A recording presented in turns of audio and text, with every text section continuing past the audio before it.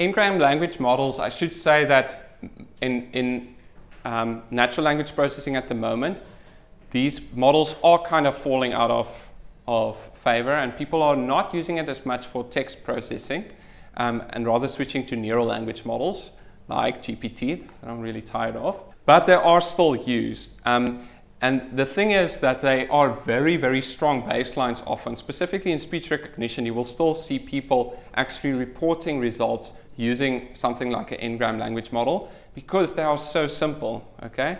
And because in speech recognition specifically, it's very easy to incorporate it with the other components in your big system that maybe consists of a whole bunch of different things like your acoustic model and your language model. Maybe you've got a dictionary as well, then it's easy to incorporate something like an N-gram language model. So you would even, in very recent papers, you would see people reporting scores with like a neural language model, but then also with a 5-gram language model, for instance.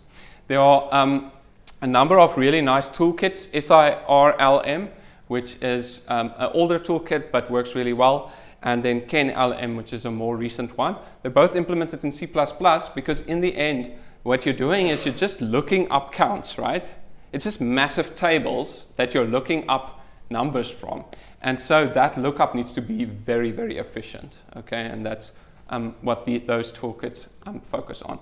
The very last thing I should say, and this is in the textbook in Jarofsky and Martin's 3rd edition, is one approach which I didn't talk about, but that you would understand. It's called stupid backoff, okay?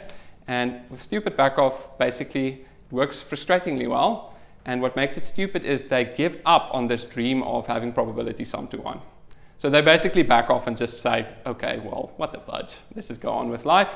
And that works frustratingly well in N-gram language modeling land.